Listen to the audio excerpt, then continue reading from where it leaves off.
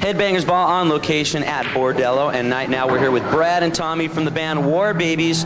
Now, you guys are from Seattle, but you don't have that new Seattle sound that everybody's talking about. Has that kind of been good for you or bad for you, being from the Seattle area with all this hype about Seattle now? It's okay, but we got the Seattle shoes, you know, so it works. What are the Seattle shoes? Like your shoes, you know. That's the Seattle? And we wear underwear on the outside of the pants, so we're okay. So that's it.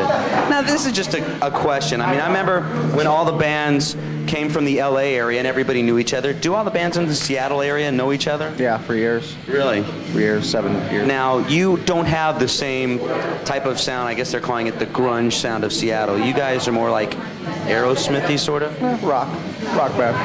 What would you say your influences are? My influences? Musical influences. Musical influences. Yeah. I don't know, Daltrey, Jagger, Barney, Fred, you know. Like Because I've heard the new album and I like it a lot, and it does sound a little. I mean, I'm not saying you guys are taking anything from Aerosmith, but you do have a Tyler quality in your voice. It's probably from playing the Tumbleweed in Reno. Yeah. I'd like to say hello to all our friends in Reno. Okay, we're going to be back talking to the guys from War Babies, and we're going to be playing their video Hang Me Up right after this. Stick around.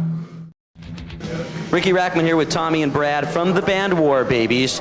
Like we said, you're a new band, and you've got your first video on MTV, which is for Hang Me Up, which we're just about to play. How did you like the process of making a video? Well, I hate doing it, but actually after a while we kind of got used to working with the cameras and 75 people barking at us. They're all from England, so it was a little hard to... I have those English people yelling at you. Yeah. Now we're about to play Hang Me Up. Tell me a little bit about the song.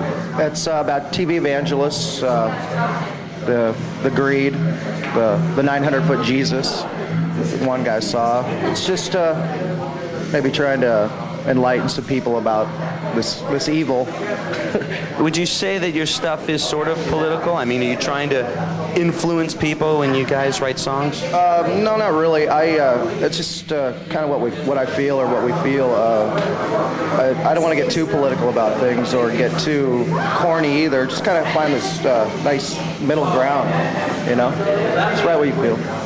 Let's take a look at the video. Here is Hang Me Up from the War Babies. You just saw Hang Me Up from War Babies, and right now I'm here with Tommy and Brad from the band War Babies, and I understand you collaborated with somebody in the writing of that song, right? Yeah, Paul Stanley of Kiss fame. What was it like writing with Paul? It was a little nervous at first. I went in and I'd never met him before, and I showed up at this hotel room and a couple acoustics and a ghetto blaster. And he just said, be cool, you know, it's cool. And I mean, at the pool where we were having lunch, Jeff Beck's over there, a bunch of big guys. I'm like, It's happening pool. Small fish, you know. So he was really cool. We just started jamming, had a little lunch, started jamming, came up with some riffs, threw them together. I put them on a 4-track, came back, and we wrote it. Hang Me Up was the result.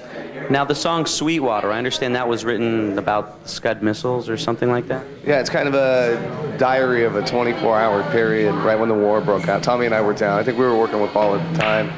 And all of a sudden, life just got kind of out of hand for us. And the whole song is just a diary of that day and that night. So that's... Now, what about touring? Is War Babies on the road right now?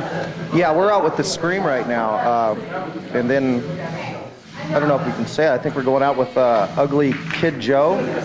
Yeah, them. And that'll last for a few more weeks after that. So about March 5th or something like that. So throughout America, look for these guys. Thanks for stopping by. Right now, it's time for Skull Crusher number 4. It's down to, here is Guns N' Roses with Live and Let Die.